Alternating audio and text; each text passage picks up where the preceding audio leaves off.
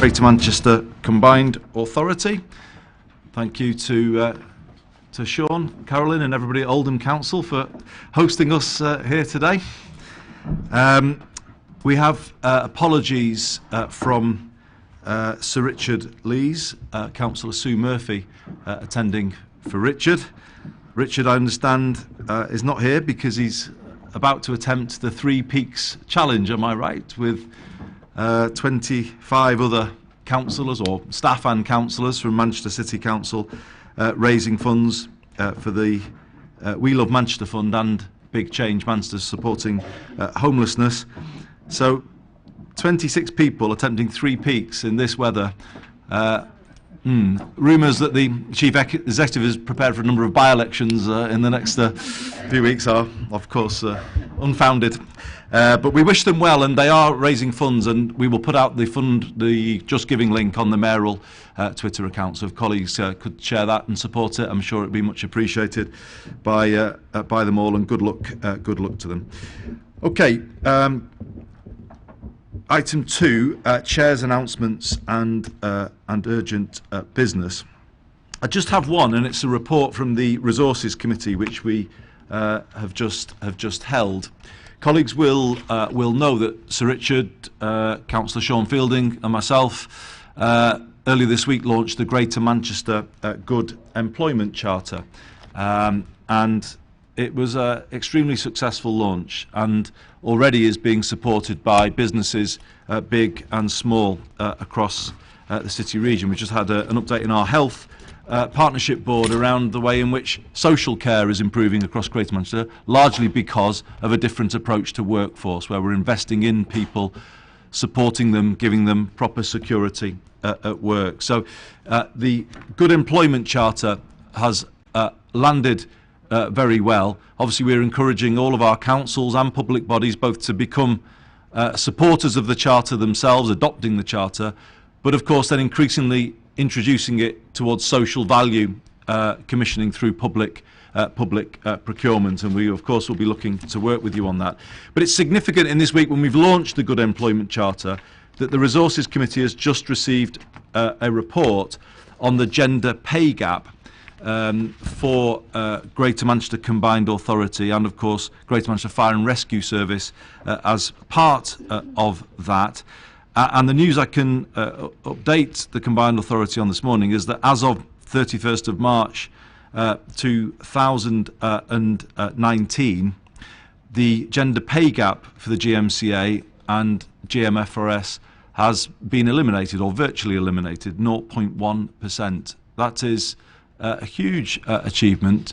In his absence, I'd like to ask Andrew to pass on our thanks to Eamon and all of the team who've been working on that. I think we are the first combined authority in the country to achieve the elimination of the gender pay gap. And as I say, it's a question of doing the right thing. It's deeds, not words, when it comes to acting on gender inequality. And it's very welcome news in this week when we've launched the Greater Manchester Good Employment Charter. So I thought colleagues would be interested in that update. So moving on into the agenda, item 3, declarations of interest to be completed in the normal way. Item 4, a series of GMCA appointments. And it's at this point that I want to welcome Councillor David Jones to his first full meeting of the Greater Manchester Combined Authority. Welcome, David. Of course, we're very sad to lose Councillor Rishi Shourie, who made such a huge contribution to our work as leader of Bury and, of course, as portfolio lead on children and young people. He's a great loss to Greater Manchester, and I'm sure to Bury too.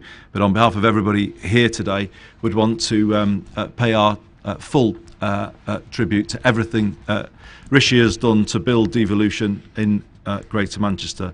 But if we could note the appointment of David to the Combined Authority, that David will be the portfolio lead for children and young people, carrying on from Rishi.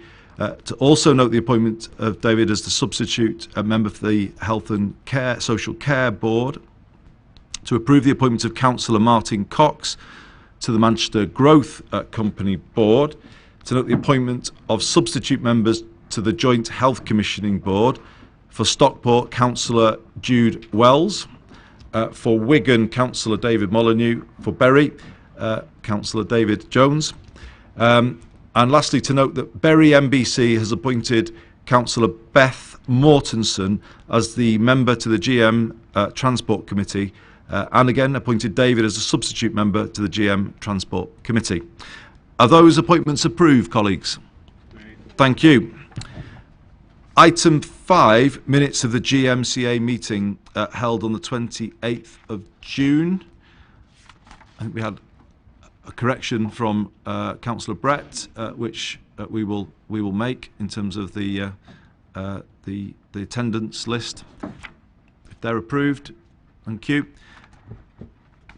Item 6, GMCA overview and scrutiny committees. We've got minutes of meetings held in July 2019 for housing, planning, environment, economy, business growth and skills, corporate issues and reform. Are they agreed? Thank you. Item 7, we have minutes of the Resources Committee for the 27th of June and the 12th of July. Are they agreed? In particular, I just want to make mention to the 12th of July meeting of the Resources Committee, because that was the meeting which considered the question of appointing a successor to Richard Paver, our Treasurer, who is leaving us shortly. And from a very strong field of candidates, the committee decided to offer the role to Steve Wilson, who's currently performing the same role for the Greater Manchester Health and Care Partnership. So I think I can speak for all members of the committee in saying that Steve gave an outstanding account of himself at the interview, with very, very significant experience, particularly in the NHS at a very senior level. I think he will extremely strengthen our team.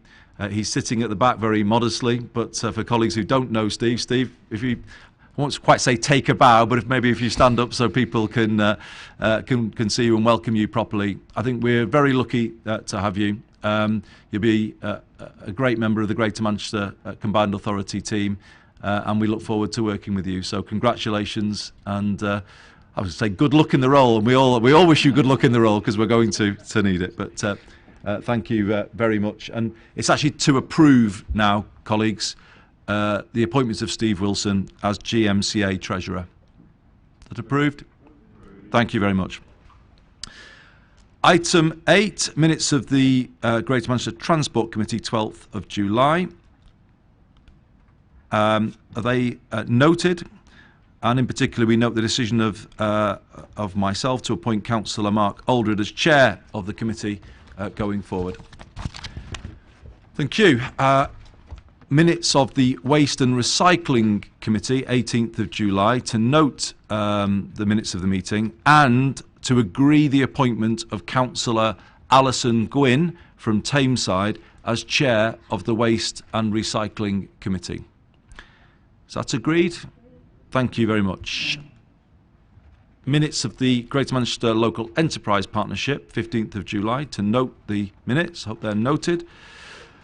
Thank you, colleagues. So moving into the substantive items on the agenda today, the first being the Greater Manchester Model, which is the white paper we've been working on together for unified public services across Greater Manchester to improve the standard of services that we are able to provide. And I would like to thank everybody in the room for the way in which we've taken forward this discussion together.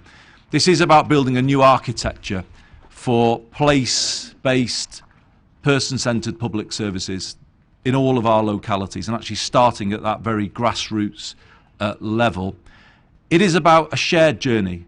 You know, all of us agreeing to do this together as equals, rather than it being a top-down approach, a new performance management regime, or any of that we might associate with the way Whitehall runs public services. That is not what is being done here. This is a joint agreement, a voluntary agreement by all of our bodies to say this is a vision that we will all work towards, a vision based on early intervention, supporting people at the right moment when they need support, and based on the principle of fully integrated public services, not working in silos when they often are just dealing with the consequences of failure, but working as a single team around the person. Nowhere else in the country is attempting anything this significant.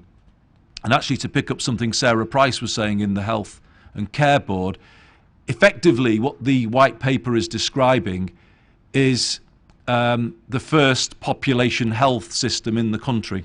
That is effectively what this white paper is laying out, the framework for building a population health system spanning all public services, and as I said before, adopting that health in all policies approach.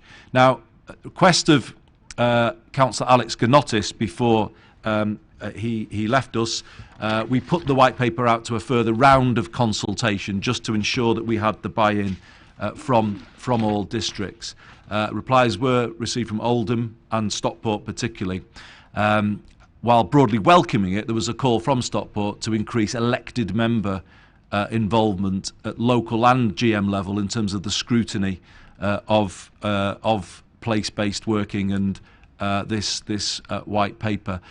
So we're pleased to accept those calls, and changes have been made accordingly. So I think this is now a document I hope that people can embrace. But I can see Councillor Wilson wanting to come in, so I will hand the floor over to Councillor Wilson.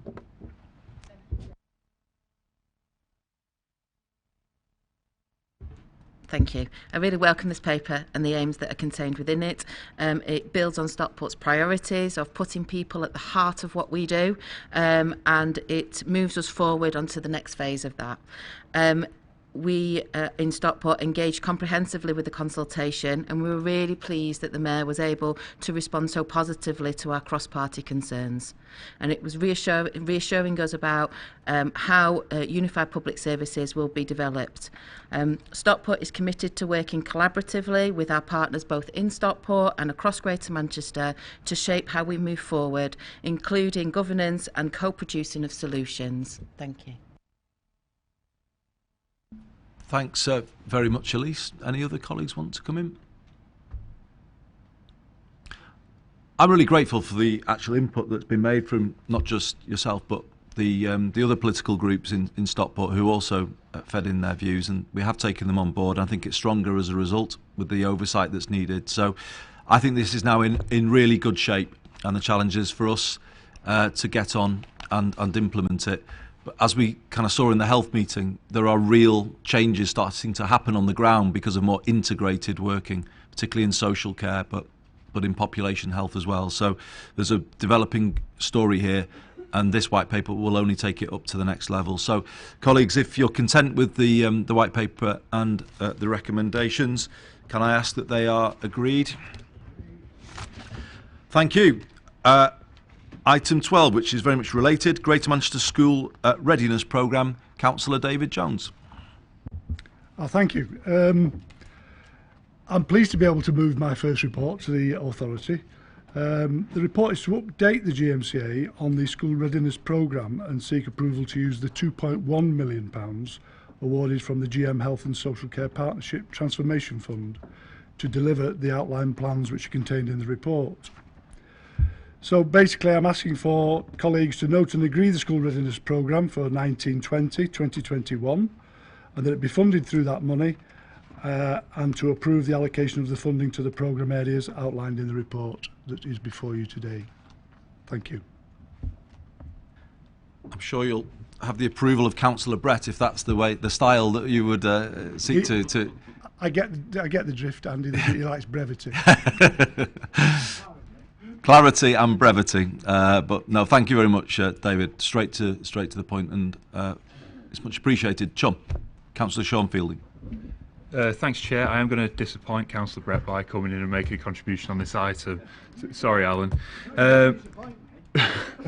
Continuously. So obviously I welcome this, and I'm happy to accept and support the recommendations as set out at the front of the report. And just wanted to come in on this item because investment in early years is something that has been identified as a priority of the opportunity area in Oldham, and we've done a significant amount of work through the funding afforded to us by the opportunity area on closing the gap on literacy and improving the level of development of young people in Oldham in early years stage, and we're already seeing dividends being reaped in terms of outcomes, and we can see it in the statistics that good level of development is improving across Oldham. But of course it's not just about making our statistics look good in reports that come to Cabinet or to internal meetings here, because it's been recognised that some of the best investment that you can make is in young people before the age of 5, and the benefits that you can reap are for the economy, for the development, their personal development, and for the development of the city region as a whole. And even the World Bank has identified this as being a good investment in early years. And so I am happy to support these recommendations for all of those reasons. I think it's a fantastic initiative, and I am glad to support it once again. Thank you, Chair. Thank you very much, Sean. Glad you did come in. Anybody else want to come in on this this item? So this is investment that will be focused on improving standards of training and helping the workforce, and as we've just heard today before on social care, that is a crucial enabler to get the improvements we want, but also in terms of that IT infrastructure that will support more health and other professionals having that view of young people and spotting early those who need extra support. So crucial to our goals to improve rates of school readiness, and good news that they are improving. So the latest intake, I think for September 2018, showed that 200 more reception class or kids at the end of reception year were deemed to be school ready than they were the year before. You know, that is a big change in terms of those 200 lives, and if we keep at this and improve that rate of improvement, then I think we'll make some significant inroads into building a more equal and a healthier society. So thank you, David, for your first report. Colleagues, can I ask that those recommendations are agreed? Thank you very much. Item 13, implementing the Greater Manchester 5-year environment plan. Councillor Andrew Weston. Yeah, thanks, Andy. So the report before leaders and colleagues today seeks to secure £1 million from retained business rates reserves to support the implementation of the 5-year environment plan. I should say at this point, clearly that is an extremely ambitious plan, and it's something that I'll talk a little more about in a moment. But it is important for us to recognise that £1 million alone is not sufficient to deliver all of the actions within what is an extremely ambitious action plan. However, it does provide the funding needed to leverage funds from other sources. Most of the significant expenditure that we're looking at in the 5-year plan is able to attract match funding from public and private funds. So we will continue to bid for that funding, but this will allow us to get off the ground in terms of some of the initial work that we're looking at. Part 2 of the report does list some of the areas where we've already been able to secure external funding, but the indicative budget for how this £1 million would be spent is set out at Annex 1. It includes some comms work, some capacity building, setting up the GM Environment Fund, which is a really exciting scheme where large organisations and some of the early ones involved include United Utilities, Peel, linking them up with small organisations looking to do really positive environmental work and supporting them with some private sector funding for that. But the work itself is incredibly challenging, and this £1 million will go a long way to allowing us to get underway with delivering that. But what I do want to do whilst moving this report is to move an amendment which has been circulated to colleagues for Greater Manchester to declare today a climate emergency, and I recognise that There are always people who think that local councils, combined authorities, other areas of regional and national government should be going further. But I think it's fair to say that here in Greater Manchester, we have already gone a long way to setting out plans to tackle the climate crisis. In terms of the severity of this issue, we cannot get away from the fact that it is the most significant challenge that we face. It is, in fact, an emergency. Just this morning, Mayor Dennett passed me a news article on his phone which talks about fires raging in the Arctic, of all places. So, we cannot underestimate the severity of this issue. And as somebody who spent 9 hours trying to get back from London on the trains yesterday because of the heat, I don't think that we can deny that temperatures are changing. So I am aware that a number of boroughs have already declared a climate emergency. Certainly we have in Trafford. I know Rochdale most recently have done so. But in one of the earlier items today, Andy, you did say deeds, not words, and it is really important for me to recognise that we are not just saying this without actions to back it up.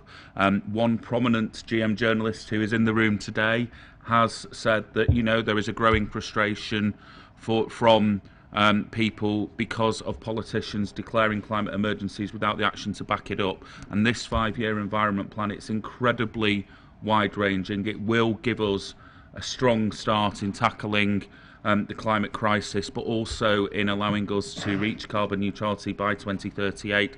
It does cover everything from transport to the energy sector, housing, all things in between. It is extremely comprehensive if you think about energy alone in terms of delivering.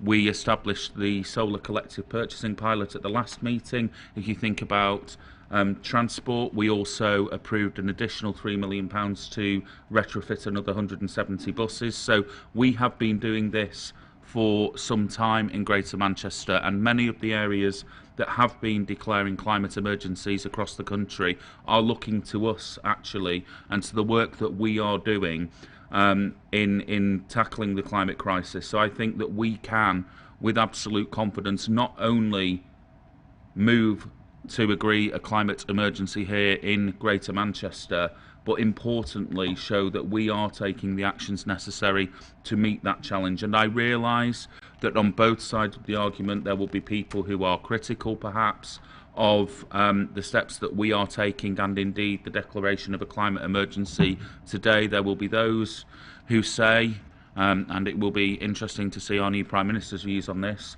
that climate change is not an issue, and there will be those who say that we do not go far enough. But I believe that we cannot shirk our responsibilities in this regard, and indeed we are not. So in addition to the recommendations as at page 1 of the report, I would ask colleagues also to approve the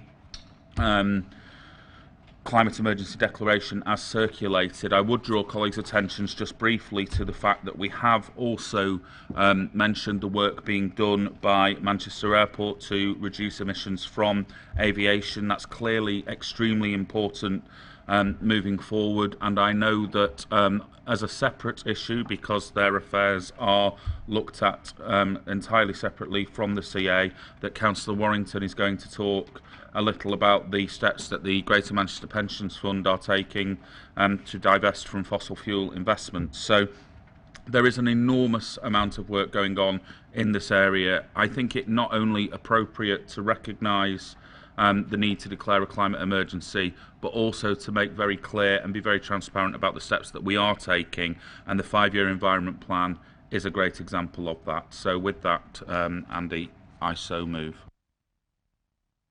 Thank you very much, Andrew. That's very clear. The advice that we received from the Tyndall Centre at the University of Manchester was that if people are to set an accelerated goal for carbon neutrality, you can't do that and then just sit back. You have to get on with things right now.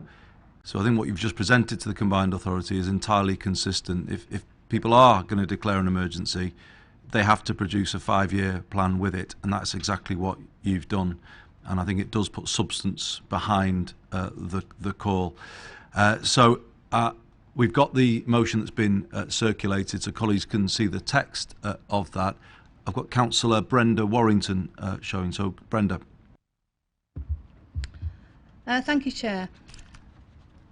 I'm supporting this motion both in my capacity as Executive Leader of Tameside Council, but also in my capacity as Chair of the Greater Manchester Pension Fund.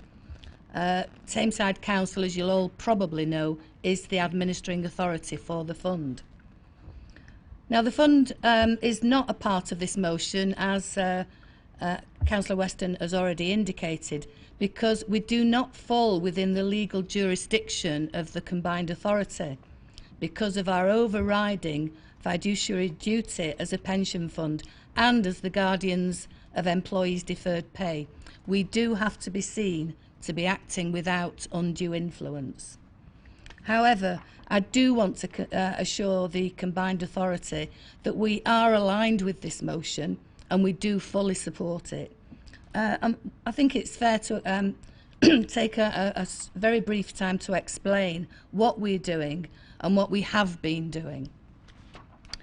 The Greater Manchester Pension Fund, which can trace its origins back to 1891, is one of the earliest schemes amongst local authorities with the trusteeship of deferred pay and providing retirement benefits to employees.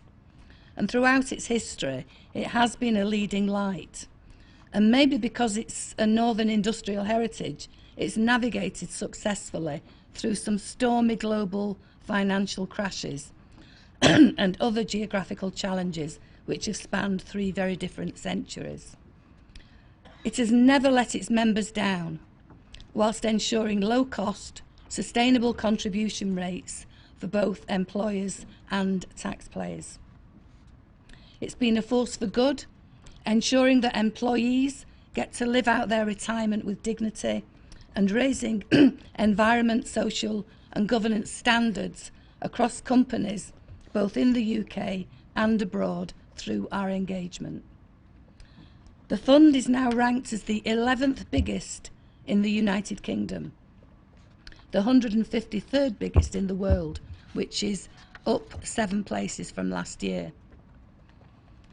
And as the largest local government pension scheme in the country, the fund manages arrangements for nearly 600 employers and nearly 400,000 members from across the public sector in Greater Manchester and beyond. Balancing the long-term solvency of the fund as a whole, whilst maintaining its affordability, is a responsibility that we take very seriously indeed.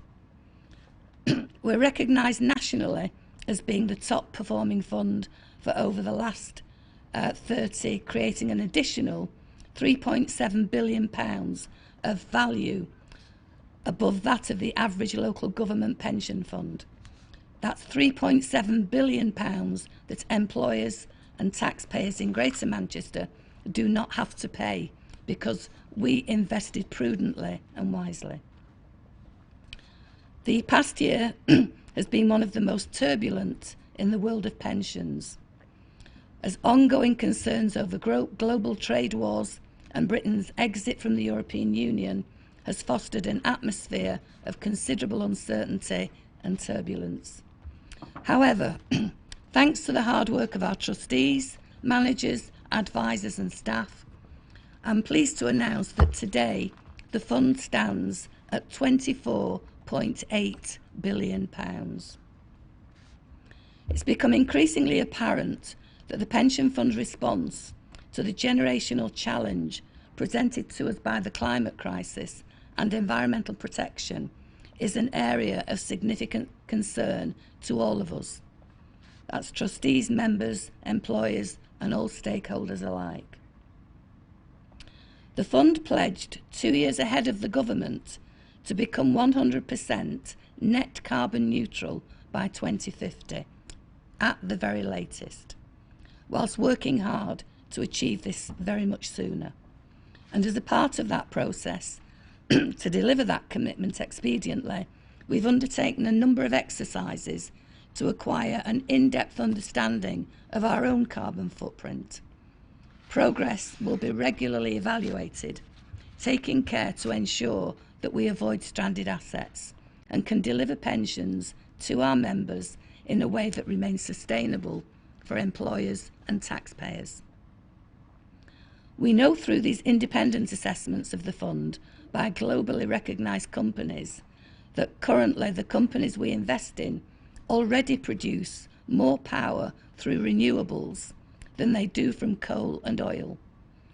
The exercise found that our active equity holdings were 17% more efficient than the benchmark on the best practice weighted average carbon intensity method. We are also the biggest direct local government pensioner investor in renewable energy and in energy efficiency, with £500 million allocated in a number of areas, including biomass assets, and we have a significant stake in the Clyde Wind Farm, which is one of the largest offshore facilities of its kind in Europe. And I would also like to put on record that we do not hold any direct holdings in fracking. Whatever others say about it, we do not. These efforts to date have been recognised by the House of Commons Environmental Audit Committee, describing us as having the highest levels of engagement of all UK pension funds to manage the risks that climate change poses to UK pension investments. As a pension fund, we can point to a track record using our position on the local authority pension fund forum to challenge companies in which we have an interest, to direct their own efforts towards environment sustainability and other issues of concern. Over the past year, we've had a number of successes in such engagements, including co-filing a resolution requesting that BP set out a business strategy consistent with the goals of the Paris Agreement on climate change. And it's because of this history of close and productive dialogue that 80% of our members agree that a consultative approach is more effective than divesting holdings to others who may not share our commitment to responsible investment and engagement. We also refreshed and published our responsible investor policy, which can be found on our website, with support from our independent and leading ethical, social and governance advisor, PERC. I have brought with me a small number of copies of this one. We need to reduce our impact on the environment so that there aren't very many to go around, but hopefully you've got one to have a look at. But let no one tell you otherwise. Fighting the climate crisis is one of our biggest priorities. We recognise that failure to deliver on this not only threatens the viability of the pension fund, it threatens the viability of our whole economy, our society, and of course our planet as a whole. But this must be addressed within the duty that the fund and its trustees owe to its members and ultimately to the taxpayer. We have to demonstrate that our investment decisions do not threaten its financial performance to deliver pensions. And the fact of the matter is, over the last 3 years, we actually achieved over £400 million more in returns than if we had divested from equities in companies such as BP or Centrica, which of course formerly was British Gas. So that's £400 million that we will not be looking to employers or taxpayers to find.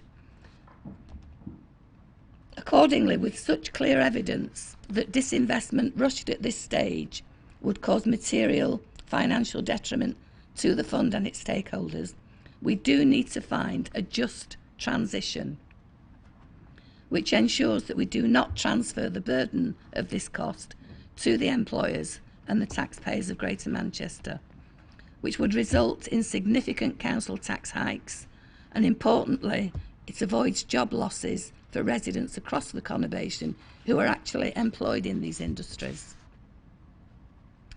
And moreover, as part of a recent review of investment strategy, we are currently implementing £2.5 billion of the fund's assets to divest in low carbon approach targeting a significant reduction in carbon footprint and intensity. This is undoubtedly the biggest divestment commitment, but more importantly, actual action rather than words or promises taken by any other local authority anywhere in the UK. This significant commitment and action has been recognised by Go Fossil Free and is actually recorded on their website. And in the interest of transparency and engagement, I did agree for the first time in the history of the fund to meet with representatives of Fossil Free GM on the 11th of July, which I believed was a productive meeting, and during which we recognised that we share the same goals of a zero carbon economy as quickly as possible, although Fossil Free GM would like us to go a little faster. We are working on this, but we are also committed to a just transition, ensuring the interests of workers and communities are properly taken into account. And earlier in the year, we signed up to Just Transition because we know that delivering a just transition will be the key to the UK's success in building a zero carbon and resilient economy. However, we know that we need to do this in a sustainable way that supports an inclusive economy with a particular focus on workers and communities. The Paris Agreement on Climate Change states that its parties must take into account the imperatives of a just transition of the workforce and the creation of decent work and quality jobs in accordance with nationally defined development priorities. The Grantham Research Institute on Climate Change and the Environment at the London School of Economics and Political Science, together with the Sustainability Research Institute at the University of Leeds, Principles for Responsible Investment, and the Trade Union Congress, their analysis shows that unless a transition is effected carefully, the parts of the country that will be impacted most will be the north of England, including Greater Manchester. I'm very sad actually to report to the Combined Authority that last Friday, 19th of July, when the trustees of Greater Manchester Pension Fund, which includes representatives from every authority in Greater Manchester, we agreed to, following a presentation from Professor Robbins, that we needed to achieve a carbon neutral status in a just and fair way to everyone. And so it was very disappointing that, having met Fossil Free GM the previous week to share our work, including the leaflet that's set out today for you, that Fossil Free GM decided after the trustee meeting in the morning to attack Guardsman Tony Downs' house in the afternoon whilst a meeting was taking place to explain to staff from all of your organisations what work had been taken to face the next 3-year valuation process. Now, whilst I would always support a person's right to protest, and believe me, I've been on enough protests myself, I would only support peaceful, non-destructive methods. Fossil Free GM supporters demonstrated complete contempt for the memory of Guardsman Tony Downs, and even when this was pointed out to them, they continued with their wanton activity of barricading the staff in the building, hurling abuse, spray painting the outside of the building, chaining themselves to barriers, and gluing themselves to the glass frontage of the building. Not only that, I was informed that members of staff at the reception area, including a new apprentice, were very, very upset and indeed frightened. And moreover, the family of Tony Downs attended the building as they were so distressed to see on social media the desecration of a building that was dedicated to their son and to other young men who've lost their lives fighting for our freedom and our democracy. The cost to the taxpayer in Tameside to clean up the damage is considerable and, frankly, is unacceptable. The deployment by the police of a tactical aid team consisting of at least 3 vehicles and more than 15 officers, was a further cost to the public purse that should not have happened. Believe me, the protesters did not gain any support on that day. Indeed, I say that those protesters should be totally ashamed of their actions. I am proud of the work that Greater Manchester Pension Fund and its trustees are doing to tackle climate change. My time as chair of the Greater Manchester Pension Fund, which is fairly brief, so far has taught me 3 things: that change is constant, that change has to be managed, and that change can only be managed when you work together. We're in the middle of some of the most fundamental changes that Britain as a whole, and pensions in particular, have ever seen. And it's my hope that given the magnitude of the challenges that we face, we will all do our part to deliver the actions required to tackle climate change, and that includes every single one of us. In supporting this excellent motion from Andy Weston and fully endorsing his comments, I can assure this combined authority that the pension fund is playing its full part and will continue to do so in line with our values, which has stood the test of time over 3 centuries, to deliver our duty to ensure that former public sector workers still get to live out their retirements with dignity whilst protecting the environment for our children. We want a zero carbon economy as quickly as possible, and we are working on this. But we are also committed to a just transition, ensuring the interests of workers and communities are properly taken into account. And Chair, in closing, I ask that the combined authority note and accept this approach from the pension scheme. Thank you.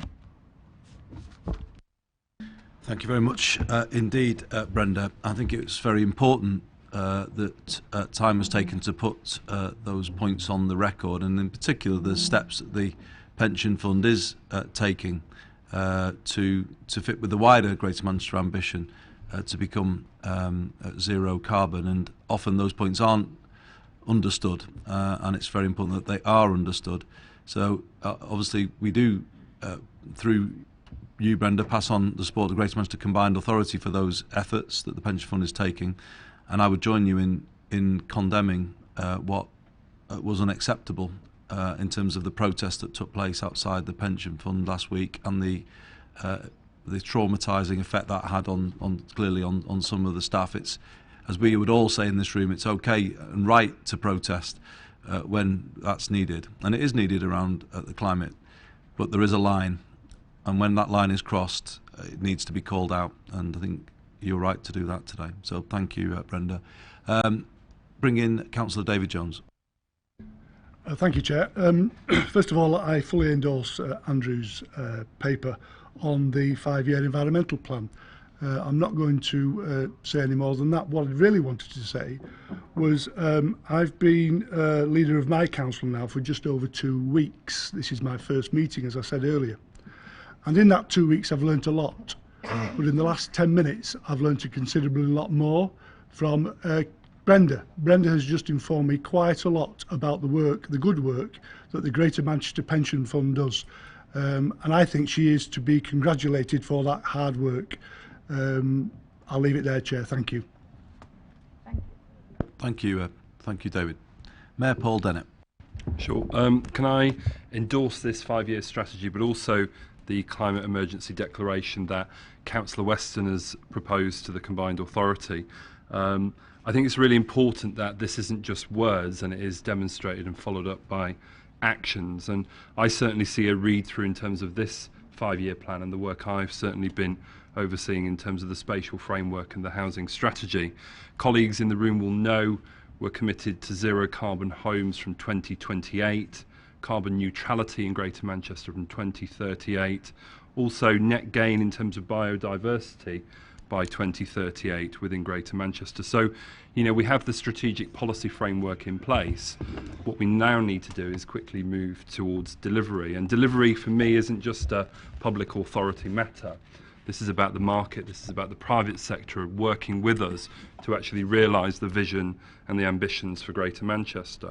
It's also about the community and voluntary sector, and I'm really heartened by organisations like the Carbon Literacy Project, who are trying to inform people about the importance of behavioural change around climate change, but also organisations like Greater Manchester Community Renewables, putting photovoltaics on some of our schools across Greater Manchester, but issuing public community shares as a mechanism to actually finance that. I think we need a revolution almost in terms of how we scale up some of the fantastic work that's already taking place within Greater Manchester. And I also think we need to be realistic and draw attention to the fact that all of this is happening within a context of austerity and local government cuts. My local authority has seen, as you know, 211 million taken out of its budget since 2010, 53% of grant removed from the local authority from central government. And as it stands currently, we're currently working on another further £15 million to take out of our revenue budget. And the reason why I draw attention to that is because those are the much needed resources that will have an impact on us being able to deliver on some of this agenda, both within Greater Manchester but also across the system in local government. And I guess it's a call and a plea from me that in our submission to the spending review moving forward, I understand infrastructure is highlighted as one of the priorities, but central government really do have to play ball with us on this agenda. UK government at the moment are working to a 2050 target in terms of net zero carbon greenhouse gases. And that is very different to what we're trying to do here in Greater Manchester in terms of our 2038 carbon neutrality target. So there is a disalignment already in terms of timescales, but we need much needed investment and resources to really scale up some of the fantastic work and almost emancipate Greater Manchester to be really leading the way in terms of the green revolution in the United Kingdom. So I welcome all of this, but there is so much to do, and we mustn't underestimate the resource constraints we're currently facing, both as a combined authority, but also as a system in local government. And government needs to work with us to really deliver on our ambition here. Thank you. Thank you, Paul. Councillor Sean Fielding. Thank you, Chair. And I just wanted to, obviously I support the report and I support the amendment as well, the motion. I just wanted to pick up on one of the comments that Councillor Weston made during his presentation as part of this, where he highlighted the authorities across GM that had declared a climate emergency, and also some of the reporting that has taken place around the frustration that those words, it's not felt that those words in some quarters have been backed up with concrete actions. And so I am going to say that Oldham is not one of the local authorities in GM that has declared a climate emergency. But at our last meeting of full council, we did have a report brought to the full council meeting which attracted a significant number of comments, and there was quite a lengthy debate about the extent to which we've tried to engender green principles in all the work that we do, which culminated in a declaration that we will bring forward a Green New Deal towards the end of the year, which is about the concrete actions that we will take in response to the climate emergency, even though we've not declared one as a local authority. I just wanted to run through some of the things that were highlighted in the report, because I do think they're very interesting, and it's not always something that's associated with Oldham per se, our work on the green agenda, but the extent to which solar photovoltaics has been rolled out across public buildings, including Tommyfield Market, our support for community energy since 2014, which has seen solar PV installed on a range of public buildings too as part of a community energy scheme, and even hydroelectric power facilities being installed up in Saddleworth. We've planted 900 trees between 2016 and 18 as part of our urban forest, and our urban forest is calculated to contain 66.5 thousand tonnes of CO2 and take 3,000 tonnes of CO2 out of the atmosphere each year. We've committed to a 48% cut in CO2 emissions by 2020, which, if realised, will be on track to achieve our commitments as part of the Greater Manchester's ambitions around this. And our overall carbon emissions have reduced from 6,102 tonnes in 2013-14 to 2,622 in 18-19. So we're well on our way. And as you'll know, Mayor, that Oldham takes a leadership role throughout GM on many of the green issues, including the Coalesce project, which is a great word, but it's also an acronym, but it has so many letters that I cannot remember what they all stand for. But essentially, it's that Oldham Council is leading on the community energy schemes throughout the Greater Manchester City region. So we've not done climate emergency in Oldham. We are going to declare a new Green Deal, but I did want to take the opportunity to showcase a lot of the work that we've already done on the green agenda and have been doing for a number of years. Thank you. Thank you, Sean, and rightly so. Well, we're here today. So, going to ask Councillor Weston to come back in to wrap up. Yeah, thanks, Andy. It's really great that colleagues are supporting this motion, in particular the amendment today to declare a climate emergency. It's really clear, as Councillor Fielding was just saying, that we are all individually doing a great deal of work around this agenda. In Trafford, we have declared a Green New Deal.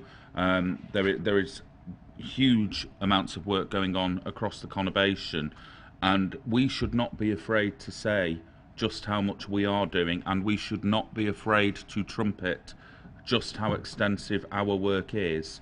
When people across the country, when colleagues in local government across the country are declaring climate emergencies, and in some cases declaring them with more ambitious carbon neutrality dates than we are, what they are then doing through back channels is coming to us and asking us what we are doing to achieve this, because our work is at a much more advanced and indeed credible stage. So I'm really proud of the work that we are doing. But when I took on this agenda, I said I wanted to declare a climate emergency to reflect that, and I am very grateful to colleagues for their support today.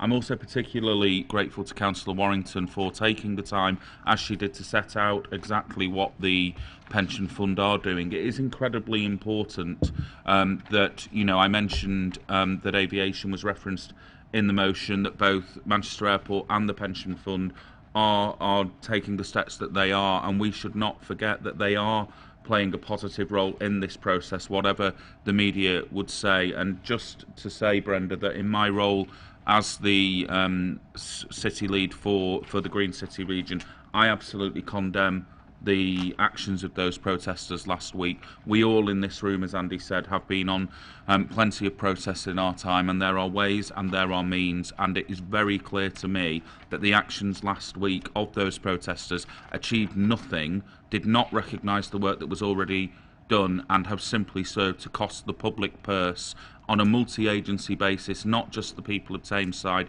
but Greater Manchester Police as well, thousands of pounds, and they should be ashamed of themselves. So thank you to colleagues for their support. I think it's a really important substantive paper that we're approving, because it allows us to get on with the environment plan. But with this declaration today, whilst it's deeds, not words, that are important, we are saying very clearly that we all in the Greater Manchester family, the pension fund too, take this matter incredibly seriously, and I am very grateful to colleagues for their support. Well said, Andrew. I don't know whether Councillor Greenhouse wanted to come in briefly. Yeah, I did indicate before it wasn't a wish to speak after Andrew, but yeah, I tell you what, I did indicate before. Yeah, just I will support the motion. I think it's hugely important the direction we're going in. It really is a plea. It follows a number of motions by councils of all colours, and of course the cross-party motion at the LGA recently. My plea would be, though, that we have realistic goals and we measure them with realistic outcomes at specific levels along this very important journey. So that's my only plea, that we do seriously measure these outcomes, but with realistic goals as well. Thank you. Thank you very much, David, and Andrew. Thank you particularly for everything that you've done to put us in this position. I think David's point's a fair one, but that's what the 5-year plan does, I think. It really makes it concrete and clear what we're seeking to do. And to pick up Mayor Dennett's point, we're setting 2038, and in some ways there isn't a contradiction, because if we are helped to achieve 2038, we will be, as a forerunner, making it more likely that the UK as a whole will hit 2050, because we'll be proving the new concepts and the new technologies, building a workforce that then, of course, other areas will be able to benefit from as they as they catch up. So with 2038 being at the heart of the industrial strategy, we now wait for the government to come forward with the funding to back up the implementation of that industrial strategy. So these are big questions. It's right that we've taken time this morning to put things on the record and to set out our stall, but that's been done very comprehensively this morning. We have a proposal here then to move forward on the 5-year plan. If colleagues are in agreement with that and of the revised recommendations as amended by the motion that's gone round, I think we're putting ourselves in a very strong leadership position on this most crucial issue of our times. Is that agreed, colleagues? Thank you very much. So we're going to move on to a related matter now. Clean air update. Councillor Andrew Weston, he's probably ruining the day when I asked him to take on the Green City Region brief. I think colleagues know I was reluctant, and this particular item is the reason why. We talked earlier about the importance of brevity and clarity, but I will not be displaying brevity in moving this report for noting, because we do not have the clarity from government required for me to be able to do so swiftly. So I am going to walk colleagues through the paper, because I think it's important, not only for those of us in the room, but those who may be paying attention more widely, to understand where we are up to with this. This is obviously an incredibly important issue, both in terms of our desire to tackle the dirty air crisis that we have in Greater Manchester, cognizant that it is not only an environmental issue, but it is a question of social justice, because as we know, the poorest people breathe the poorest air, but at the same time that we have a requirement to be mindful of the issues facing many of our small businesses, taxi drivers, and indeed bus and freight companies more widely, who are keen, from the conversations that I have had with them, to meet the challenges that they are faced with in a constructive way, should the climate politically allow them to do so. So just to remind colleagues of what we were proposing to government when we sent forth our outline business case earlier this year, we had proposed a clean air zone category B for Greater Manchester to be implemented from 2021. That would have included the heaviest polluting commercial vehicles in the region, so older HGVs, buses, coaches, taxis and private hire vehicles, any of those that were not compliant, with a further proposal to extend that from 2023 to become a CAS C clean air zone, in that it would include light goods vehicles also. And just to be really clear why we had asked for that delay, this was because we have serious misgivings that we continue to have about the ability of the second-hand light goods vehicle market to cope with the increased demand for people looking to move to cleaner and compliant vehicles. We certainly don't think that by 2021 there would be enough of these in the marketplace to cope with demand. So we'd put forward these proposals that would have included a £7.50 daily charge for taxis, private hire vehicles and light goods vehicles, £100 a day for HGVs, buses and coaches. But with that, we had also made a series of asks to government totalling more than £100 million to help with the transition of these vehicles, so a clean freight fund, clean taxi fund, clean bus fund, and support by way, ideally, of a swappage or scrappage scheme for those SMEs that may well be impacted by light goods vehicle charges. So this all went off in March, to my considerable disappointment, given the urgency of the clean air, dirty air crisis actually, that we are faced with. We waited more than 3 months for a response from the Minister to this, and so we had set forth ambitious plans for the largest clean air zone outside of London, hugely ambitious. But we then received a letter back from the Minister, Dr. Therese Coffey, recently, who at that point was the Parliamentary Under Secretary of State for the Environment. I understand she has been promoted since, so one of the lucky ones in the bloodbath that has ensued this week. But the letter, I have to say, was very disappointing. It is included for colleagues' attention. The key messages from the letter being that we have been called upon to submit further options appraisal information prior to public consultation and by the 2nd of August at the latest. In particular, we've been asked to give further detail as to why we are seeking to defer the excuse me. We've been asked to explore whether measures targeted at the last remaining exceedance locations following implementation of a CAS in 2021 would achieve compliance quicker. We've been required to update the behavioural assumptions used to model the impacts of a CAS and provide further sensitivity testing on vehicle upgrade assumptions, and demonstrate that a CAS-C, that's charging for private non-compliant vehicles, cannot bring forward compliance any quicker than our initial proposals in the outline business case.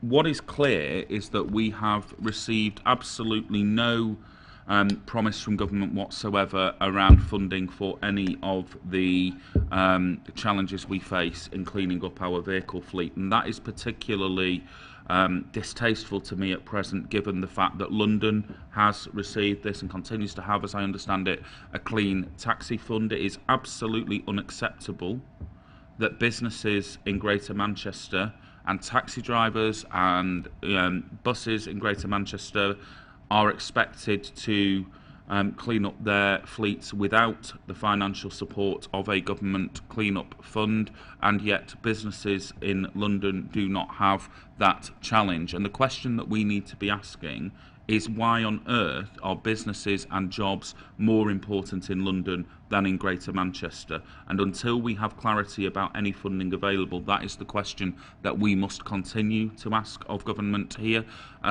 We did actually receive a ministerial direction from Therese Coffey accompanying her letter, which required us to bring forward our proposals for a CAS-C charging zone, so the light goods vehicles, to 2021, which is a further impact on businesses, and that we also have to submit our full business case by the 31st of December. So these outstanding issues around any available funding are incredibly important, and yourself, Andy, and I have written very swiftly back to the Minister, certainly not with a 3-month hiatus, to set out our concerns and request an urgent meeting.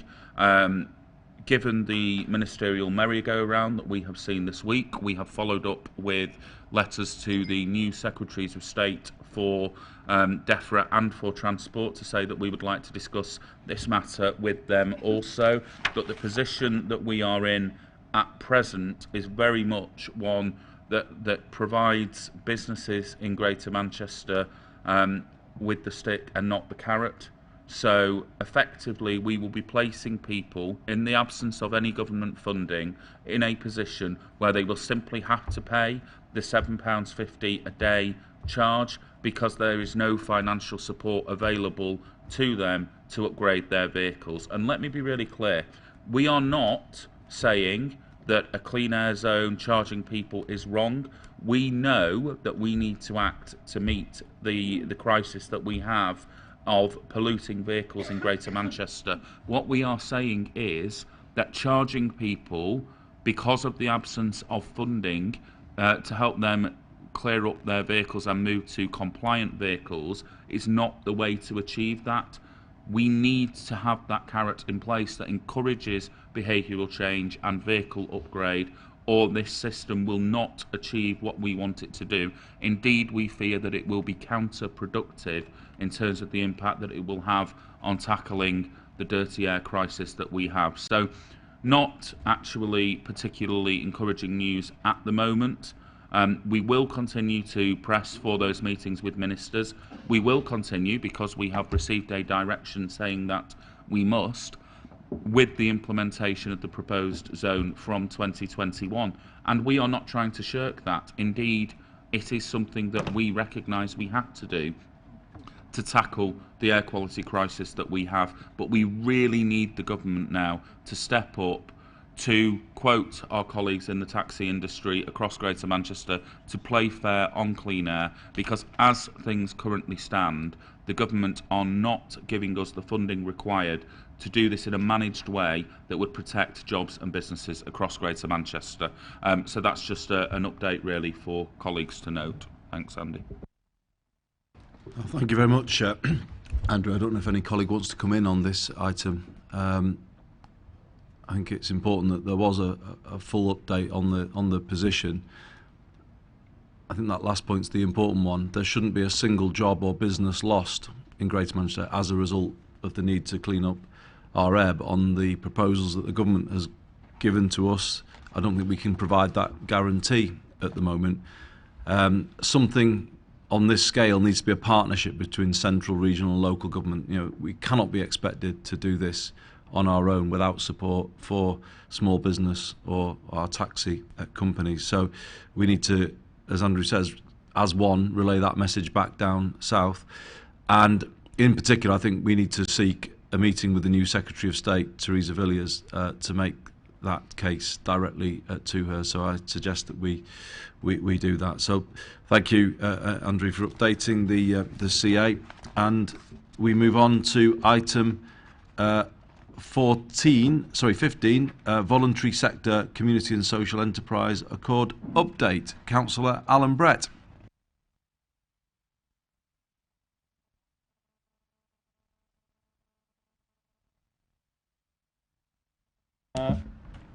For the Cooperative Commission, just to let you know, this is proceeding, but I still need and urge everybody call for more evidence, especially with regard to transport and housing. I move the report, Chair. Thank you very much, Alan. That was a long one from. I'm just caught up in all the. But thank you very much. And as transport portfolio holder, I will take that on board around cooperative transport proposals. But this is updating colleagues on where we are, having signed the accord, and also the suggestion of a review of our investment with BCSE organisations. So grateful to Alan for the update. Colleagues content to note the contents and approve the proposal. Oh, sorry, Councillor Sean Fielding. Sorry, but I didn't want to let this go again. Just voluntary, and I support the paper, and it recognises the benefit of voluntary sector community and social enterprises across Greater Manchester.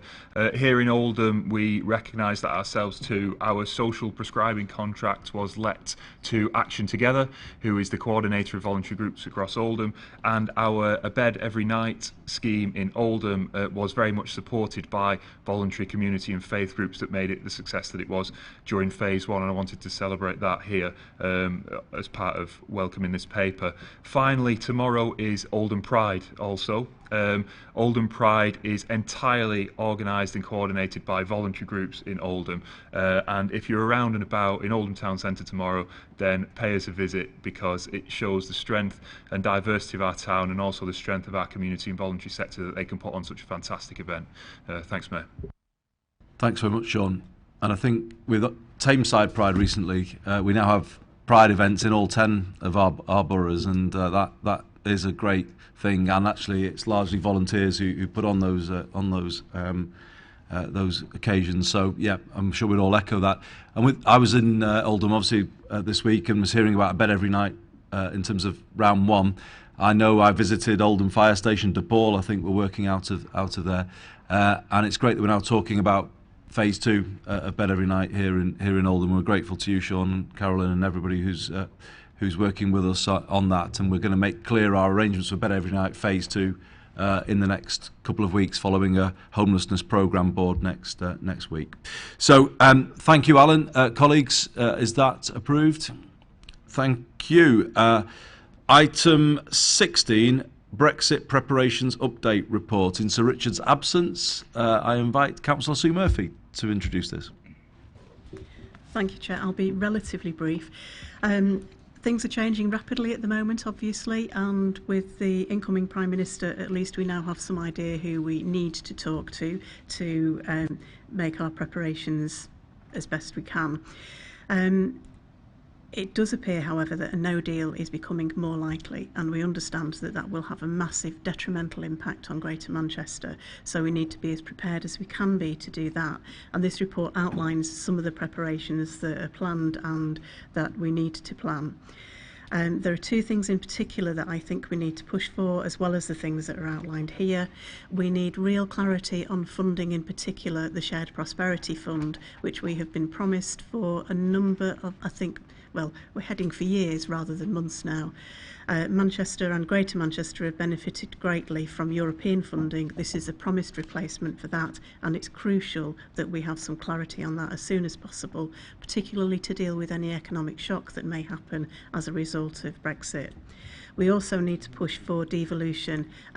We've been promised repatriation of powers from Brussels. Those powers can't stay in Whitehall, and we need a devolution agreement that is fit for purpose for the powers that will come back to the UK, to pass those down to Greater Manchester and not retain them centrally.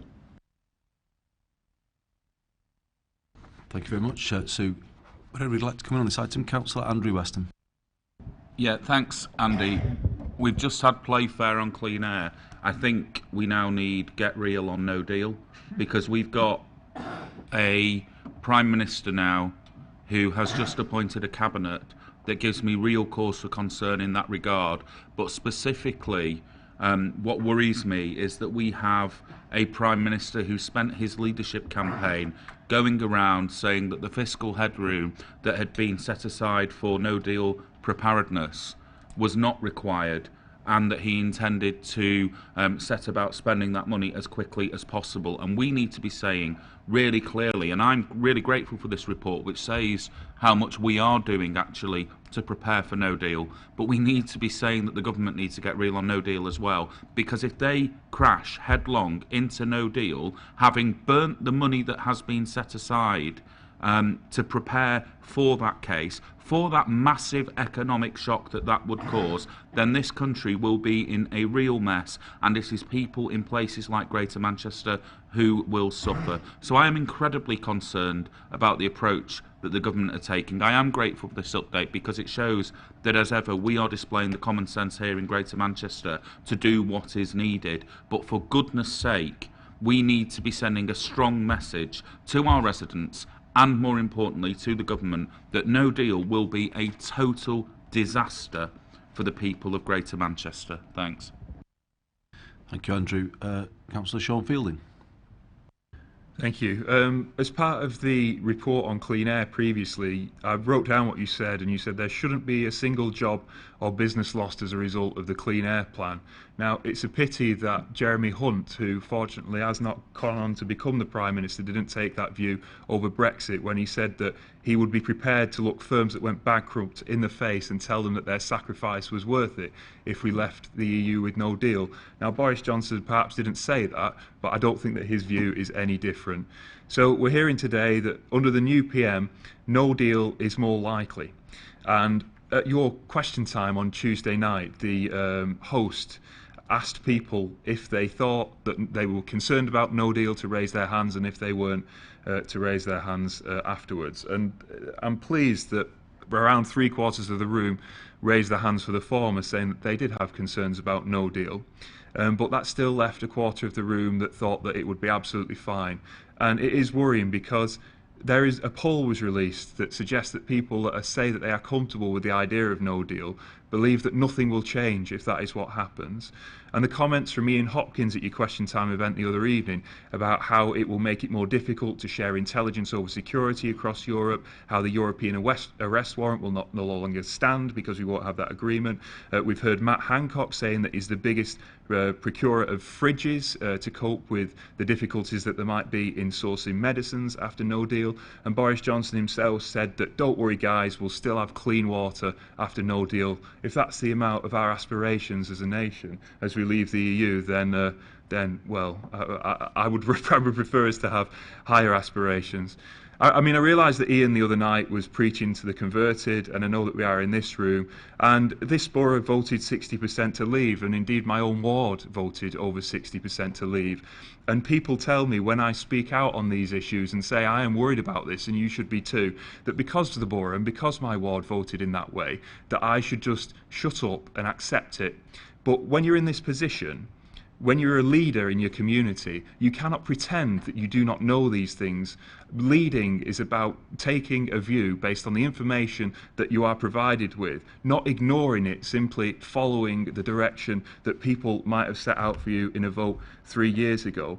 And I think that, you know, we need to have more detail from credible sources of information about exactly what this is going to mean, and make sure that it is landing with the public, because for so many people to believe that no deal will mean no change is very, very worrying. We need to start shouting about what it's going to mean for medicines, what it's going to mean for energy, what it's going to mean for security at these meetings, and seeing more in-depth reports at on this agenda item, so that we can really start to communicate what the impact of this would be, particularly because it's become more likely. So it's a plea from me, really, that I know that Richard does great work on trying to keep us up to date, but I think we're getting to the point, because of the situation that we're in with the views of the current Cabinet and current Prime Minister, and as we're fast approaching that date, we need to really start sharing more detail with the public, so that they know exactly and are not so that they know exactly what this will mean if it goes ahead.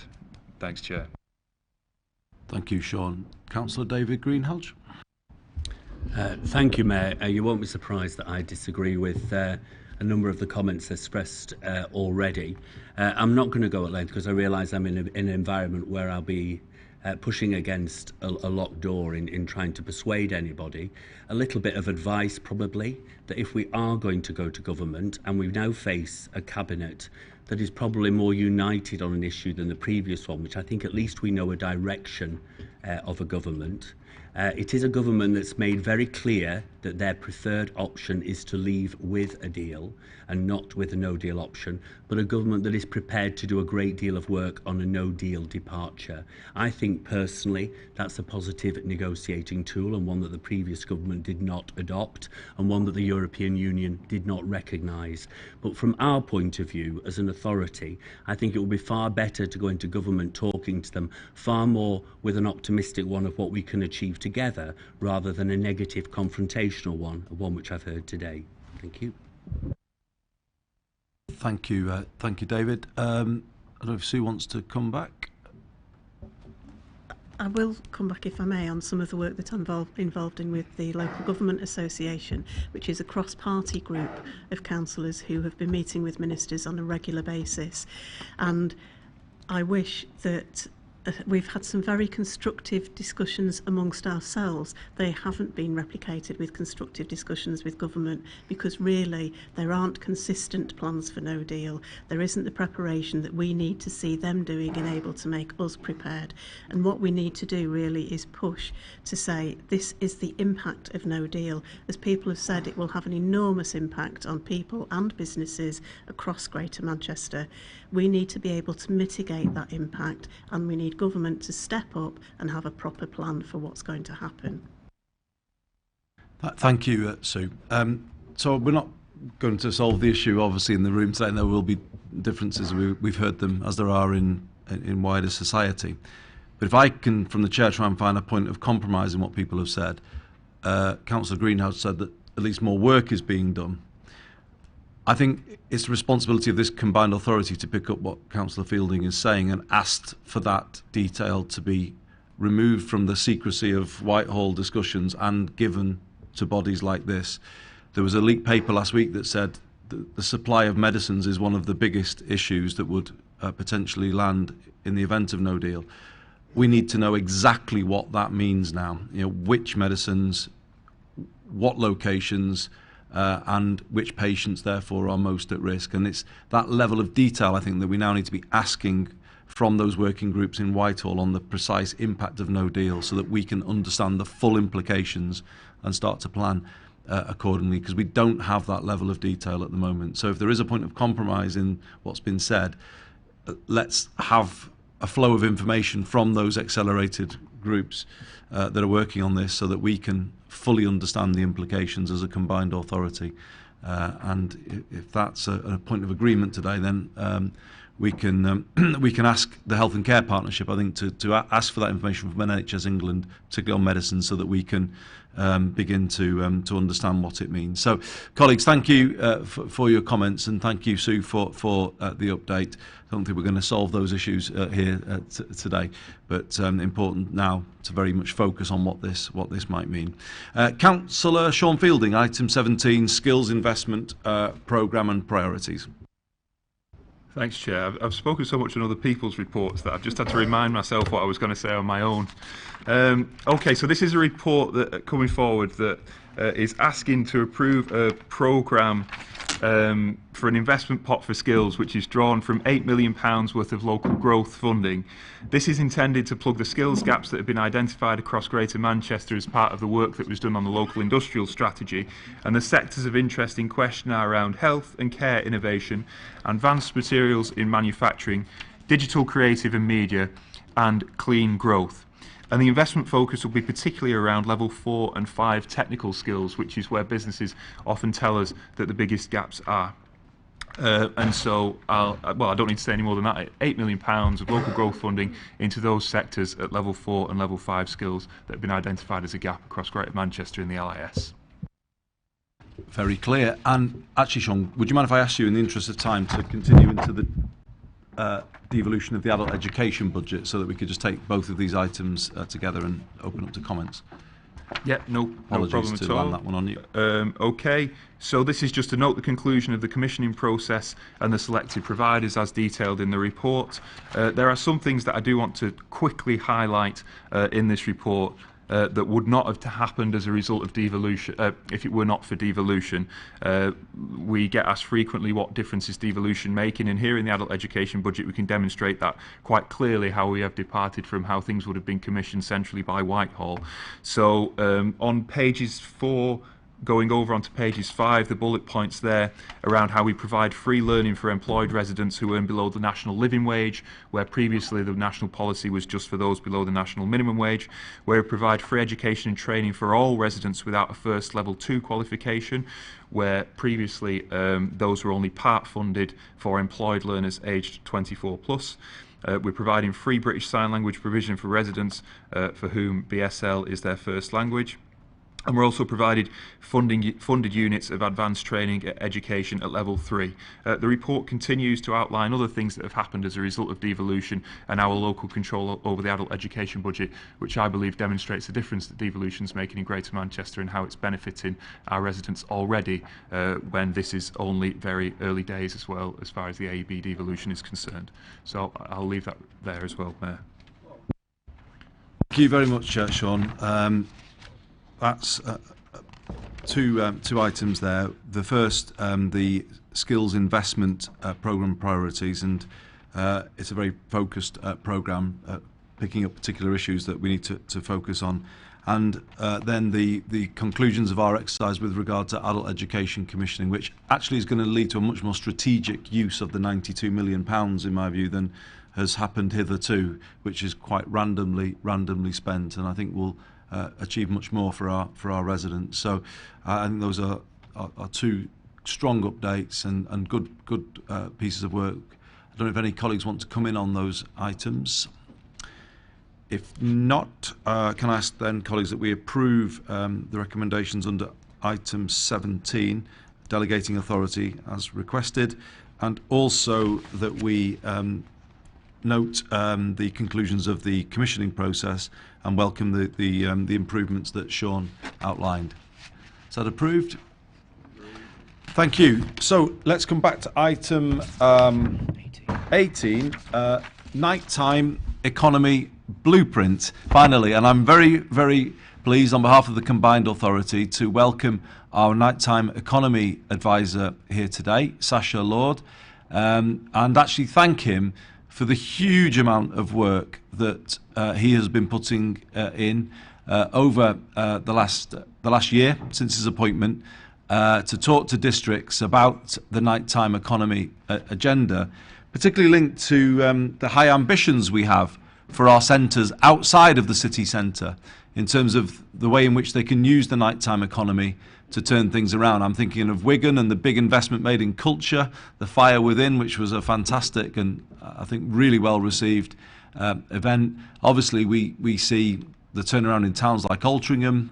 I think many of our towns have more potential, and if we think of them in terms of maybe the nighttime economy, not so much the retail economy that has been in decline, then I think we might begin to get towards better solutions. So Sasha has been working on a blueprint which deals with those very kind of critical issues of safety in our centres at night, connectivity, a whole range of things, and I'm going to invite Sasha to take us through the report. Alongside it, though, we are asking for colleagues to approve a survey that will launch with the help of TFGM, which is around the demand for nighttime travel. We think this might be holding our nighttime economy back, that public transport does end quite early for those wanting to have a night out anywhere in Greater Manchester, actually. And we need to assess the need, the appetite for later running or earlier in the morning running public transport, not just for actually people on a night out, actually for people working in the nighttime economy, many of whom don't have an option but to get a taxi at some point. So it's really important work. Sasha, we're really grateful for everything you've done. Over to you. Thank you, Andy. I think I'd like to start by thanking yourself, actually, as appointing me as Greater Manchester's first nighttime economy advisor. And I think it demonstrates a real commitment to the nighttime economy industry across the whole of the city region. I'd also like to thank all the members of the Combined Authority for having me here today to present to you and for working with me on this development of the blueprint. Thank you also to the officers and partners of the public sector, most notably Gareth Williams and also more recently Mary-Claire Daly, who've been great support over the last 12 months. Private sector and voluntary sector have contributed to the creation of this document, as well as GM partners like TFGM, Health and Social Care Partnership and Greater Manchester Police. And of course to all the workers and operators that have attended listening events and meetings with me over the last 12 months to talk to me about their experiences of the nighttime economy. And finally, my panel for their support, time and expertise. And it's great to have a wide range of people supporting this and ensuring that we represent the breadth of the nighttime economy, not just the leisure sector, which some people, and understandably, may associate myself with. So, as an introduction, I've worked as an operator for 25 years in Greater Manchester. I was born in Wythenshawe, raised in Altrincham, and I'm incredibly proud to be from Greater Manchester. And I'm lucky enough to have seen the city region develop and grow, ultimately to be able to live and also make a living here. The vision and support of the public sector has allowed me to start the warehouse project in 2006 in an old disused brewery, Boddington's, next to Strangeways Prison, and in 2007 move it on to what was the largest air raid shelter in the city centre, Store Street. This is just another example why we have always been a forward-thinking city region, and I'm lucky enough that the city has allowed me to go on and create and grow what is now the largest metropolitan festival in the UK, Parklife. 414,000 people work in Greater Manchester at night time. The leisure and hospitality sector alone is the fifth biggest industry in the UK, employing north of 10% of the entire UK workforce. The nighttime economy has been and continues to be more resilient to the recession than the rest of the economy. It's great to see Greater Manchester leading the way and putting such emphasis on supporting workers across the nighttime economy, particularly with the continued challenges with health and social care workers and the traditional retail-led streets that are dying away. We define the nighttime economy as operating between the hours of 6 p.m. in the evening and 6 a.m. in the morning, and we encompass all activity taking place between those hours, from shift workers in Trafford Park to nurses in North General Trafford Hospital, to bar staff in Stockport, taxi drivers in Bury, and those attending live music or cultural venues across the city region. A wide range of different industries and occupations work nights, as well as Greater Manchester's core culture and leisure offer, including but not limited to retail, transport, accommodation, security, health and social care, logistics and manufacturing.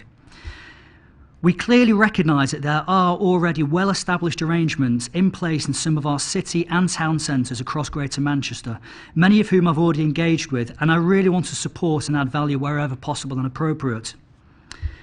Culture and leisure businesses tend to be concentrated in the city centre, town centres. However, Greater Manchester's 24-hour health and social care and manufacturing and logistics sectors are more widely spread across Greater Manchester. So when I first met with Andy, he was very keen for me to get across the region, meet with leaders, operators, residents right across the city region. And we were both very clear that if I tried to concentrate on 20 to 30 different things, it simply wasn't going to work. So what we've come up with are 5 key points of commonality. These are challenges and opportunities that came up right across Greater Manchester. I'd like to quickly run through the 5 points that myself and the panel have come up with and we will be working on over the next 12 months. Number 1, firstly, safety is the most important thing. That everyone can work, run a business, go out in a safe and welcoming environment. And for me, that is absolutely key. We've heard some really concerning stories of people finding themselves in vulnerable positions, not least the tragic case of Charlie Pope. And it's really important that we learn from these things and don't let them happen again. I've been working with Stockport for almost a year on their Purple Flag application, which is an indication of a safe and vibrant nighttime economy, following the excellent example already set by Bury. Secondly, connectivity is vital to a vibrant and exciting nighttime economy, and this blueprint sets out activity and a survey to better understand what is needed to ensure people can move around at night, both for leisure, but equally those working shift patterns in sectors such as logistics and our phenomenal doctors, nurses and social care staff. 1/3 of Greater Manchester's workforce is involved in a sector significantly active at night time. It's been brilliant to see the introduction of RPass, and it now provides an opportunity for 16 to 18-year-olds, for example from Rochdale to be able to go to Bolton for an evening, or maybe from Ashton to go for a night out in Bury. Greater Manchester is one of the most diverse places in the country, but our nighttime economy simply isn't diverse enough, so diversity is my 3rd priority. If we were in many cities, European cities like Stockholm, Tallinn or Barcelona, we can go to a gallery or a museum late at night and go for coffee or meal afterwards. We can argue that Barcelona has a slightly different climate for cafe culture. However, Estonia is a bit closer to Greater Manchester's climate.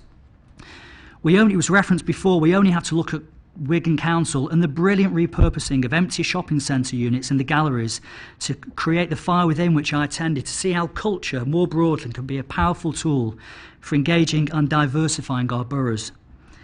Similarly, there's so much potential for Salford with the brilliant redevelopment of Maxwell Hall and the opening of fantastic independent businesses such as Porter on Chapel Street.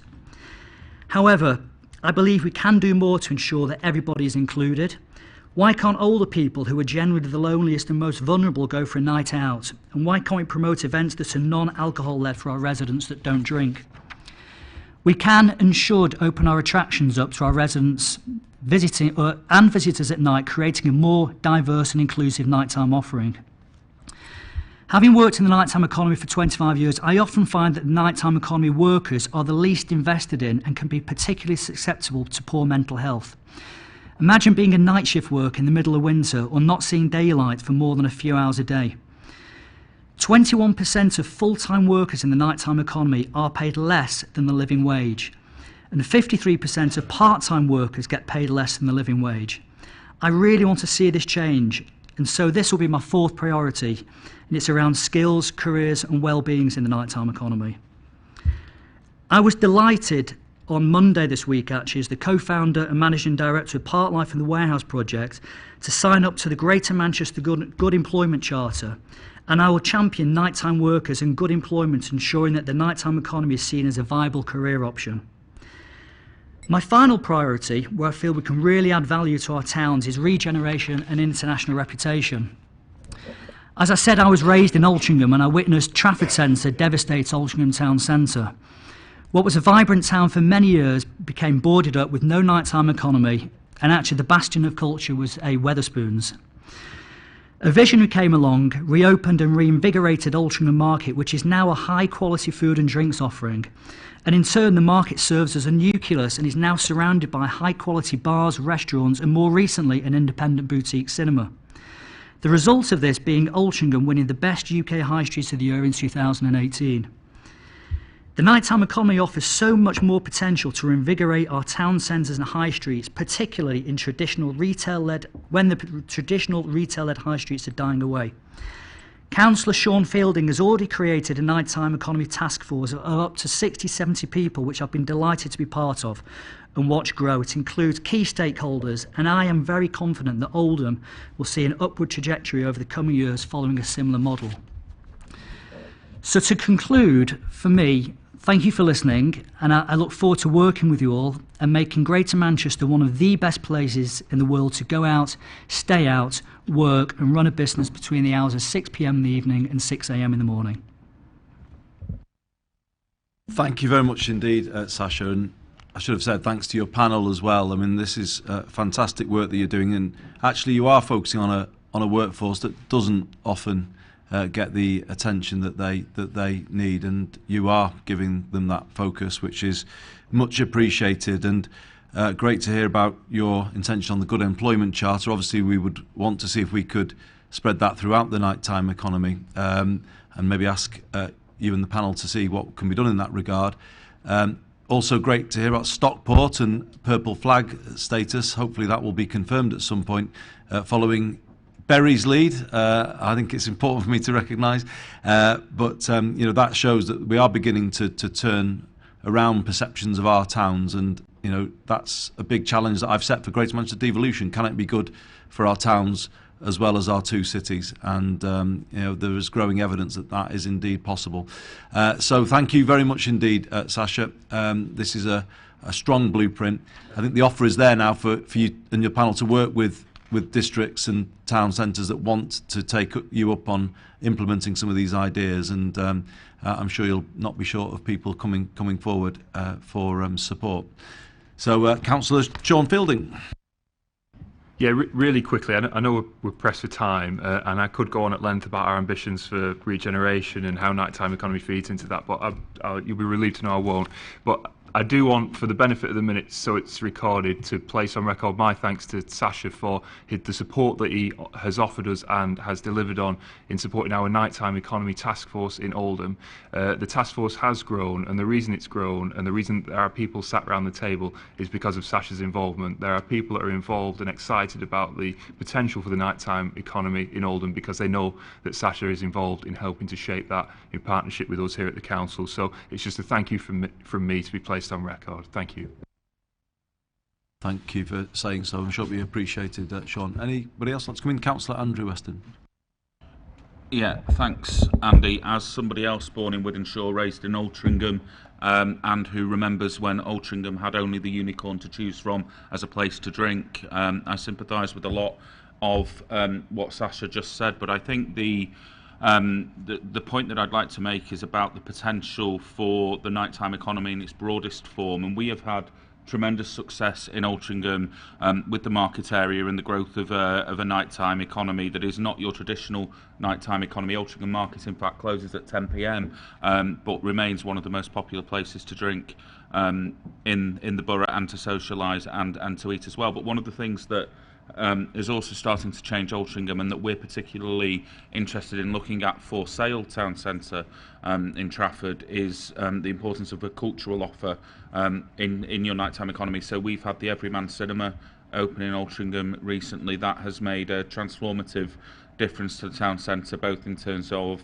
the visual amenity of that particular street, but also visitors in Sale. We have the Waterside Arts Centre, and we are looking at how we can use culture as a driver of the nighttime economy and town centre regeneration more broadly. So I really welcome this. I thank Sasha for the work that he's done, and I know that that's something that we'll be able to weave in moving forward as well. Thanks.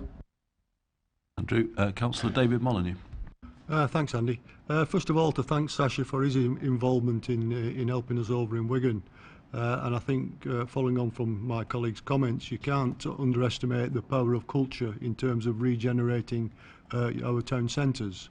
We've certainly seen from what we've just done in Wigan with the Fire Within and the footfall that is increased within that shopping centre due to the cultural activities that are taking place there.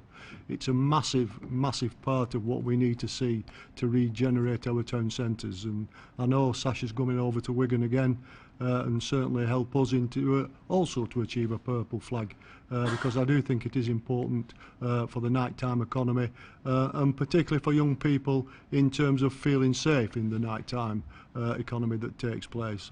So thank you, Sasha, for your involvement in Wigan, and we look forward to seeing you in September.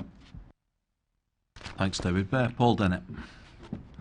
I welcome this report. I think it's strategic. Actually, it thinks about its relationship with everything else we're doing within the combined authority.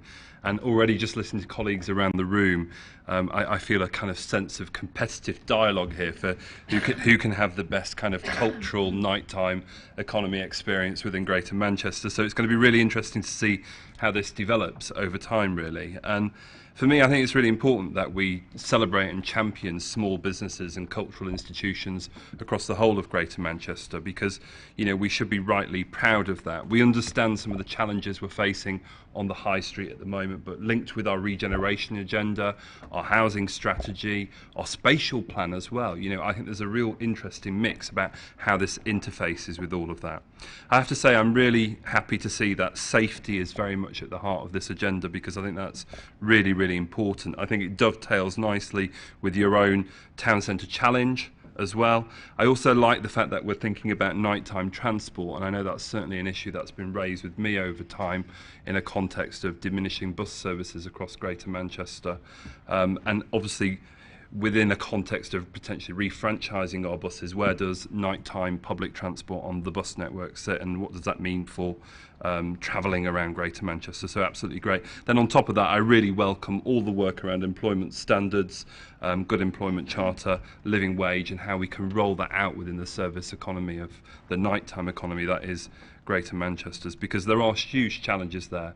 They've been challenges that we've been facing for many, many years, not just within Greater Manchester, but up and down the country, in terms of, you know, service workers being exploited, really, in terms of pay.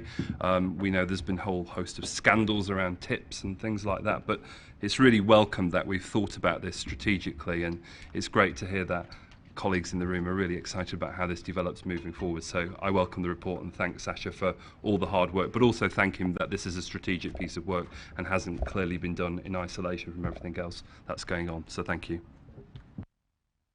Thanks, Paul. Councillor Brenda Warrington. Thanks, Andy. Like other leaders, I also very much welcome the report from Sasha. Also very much enjoyed the chat that we had a few weeks ago when he came to Tameside to visit. And I think that this programme very much links in nicely with the town centre challenge that Mayor Dennis has just mentioned. I'm sure you're aware that our challenge town of Stalybridge is now starting to very much look at what can be done in the town and what will be done in the town. And what we are definitely not going to have in Stalybridge is a return to the old Staley Vegas style. We want things in Stalybridge to be much more civilised and... I think some members are disappointed about that. I know. Yeah, I keep getting that reaction. Why not? But no, I'm sure with the help of Sasha, the work that's already going on, particularly with Leanne Feely, who sat with me here, who very much looks after our culture programme, I'm sure that we'll make good use both of this report and hopefully of Sasha's intervention in the time to come. Thank you. Thanks very much indeed, Brenda. I think, Sasha, that's about as good as an endorsement gets, to be honest, from the Greater Manchester Combined Authority, and I think it reflects the hard work you've done and the way in which you've engaged properly in all districts. So that's a huge endorsement. We look forward to hearing more, actually, as you go through the work. Brenda has mentioned Stalybridge. I know that Stockport are bringing forward their plans now for town centre regeneration. It is very linked to the town centre challenge. And, you know, if we can kind of help the cultural offer, the nighttime offer, linked to a physical regeneration of our towns, then I think we really start to get into serious business. So you've got a great endorsement here tonight. We obviously want to make sure Greater Manchester Police and our NHS buy in as well to provide some of those sanctuary or safe havens in nighttime centres, other things that we can do to support you, and be sure that we will do that. But as well as once we get the results of the survey, that will feed into our ambitions to reform the bus and transport system in Greater Manchester. So an exciting agenda that's taking shape. Thank you very much for your update today. And as I say, you've got a strong endorsement from the Combined Authority. Thank you. So moving on to less exciting matters, the GMCA capital and revenue updates. Councillor David Molyneux. Yeah, taking both the reports, Andy, it's quite exciting because there is monies going to the district. So, and it certainly brings a smiles to the leader's face when we start to give money back. But obviously, there's some interesting schemes there on highways maintenance and pothole funding and etc. in various districts. And on the revenue, obviously, it's very early in the our financial year, so they're showing some early stage underspends, which I'm sure will rectify as the year goes ahead. And obviously, there's additional funding back to the districts. Obviously, the 9 districts, excluding Wigan, unfortunately, in this one, but we'll just take an administrative cost on that one to approve further funding back because of us recycling more. Thank you. Excellent model introduction. Thank you very much, David. Any colleagues want to come in on these items? If not, the recommendations are laid out in front of you. They're quite substantial, but Yep. If I'm asking for your approval both on capital and revenue updates. Thank you very much, colleagues. So moving on to item 22, concessionary pass update. Of course, as the Combined Authority knows, we've been making a number of changes to concessionary schemes in recent times. The Combined Authority approved the early access to concessionary travel for WASPy women.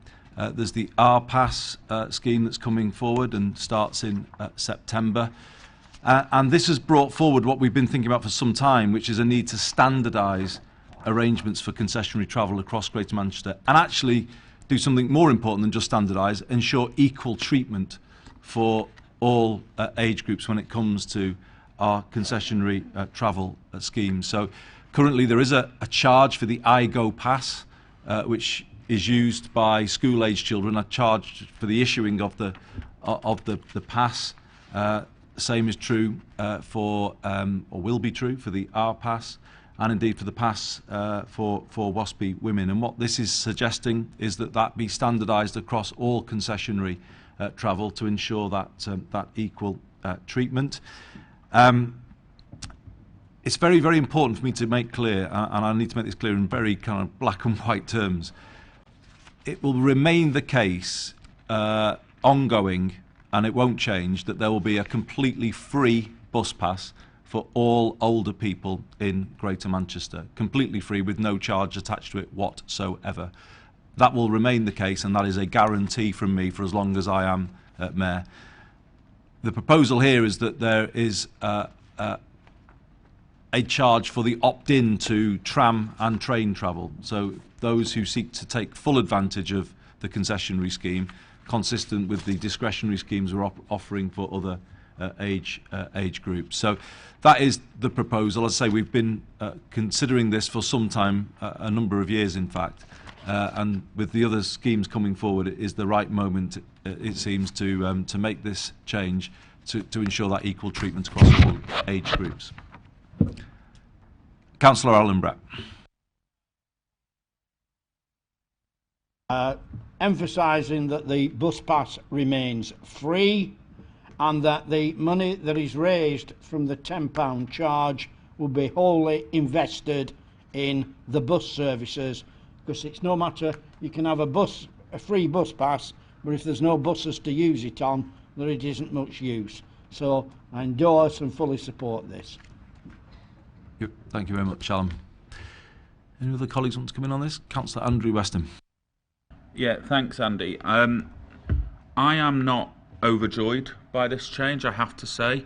I do have some concerns about it. I will support it on the basis, as Councillor Brett has said, that we do need to raise much needed funds for bus reform. I do think that at a time when over 75s have had their TV licences removed, this will be potentially very difficult. I also feel that it could potentially have a disproportionate impact on my residents in Trafford, because we are so reliant on the tram, and that's not just about the £10 charge, it is about the fact that buses have been driven off the roads close to Metrolink lines in Trafford because of the prominence of Metrolink as the transportation model of choice.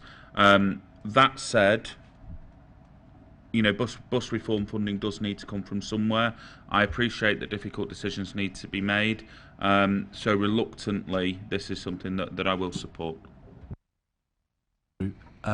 Councillor David Jones. Thanks, Andy.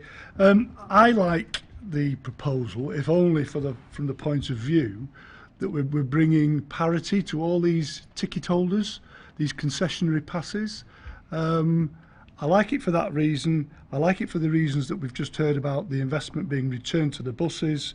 It is a difficult decision, but I have to say, I have not been inundated with voices of objection in recent weeks. In fact, I've had one resident emailed me who lived in Bolton.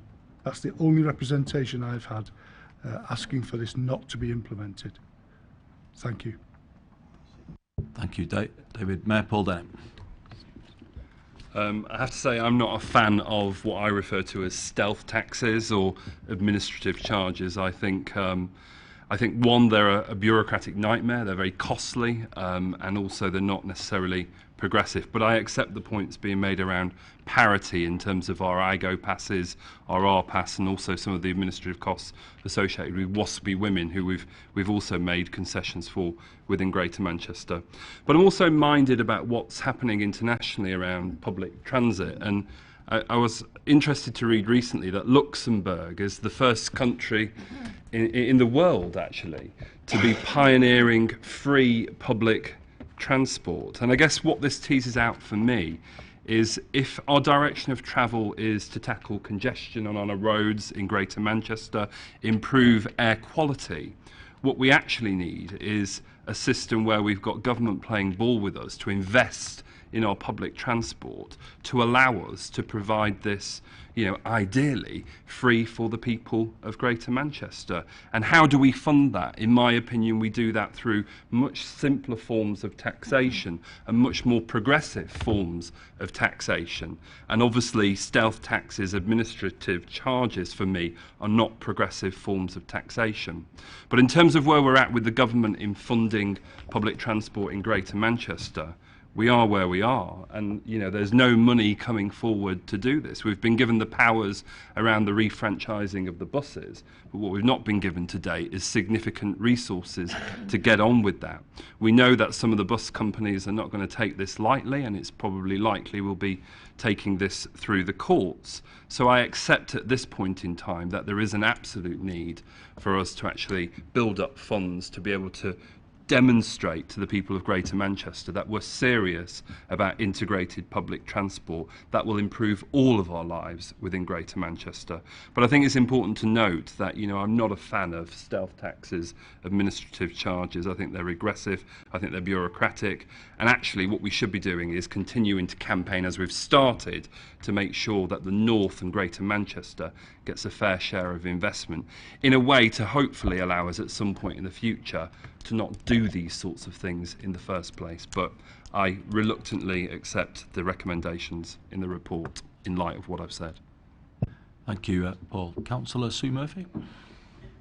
I'll be brief. Many of the points have been made. I think that the parity point is very important, that this provides parity for all ages, particularly with the Opportunity Pass, which is a real step. The Opportunity Pass in itself is a big step forward.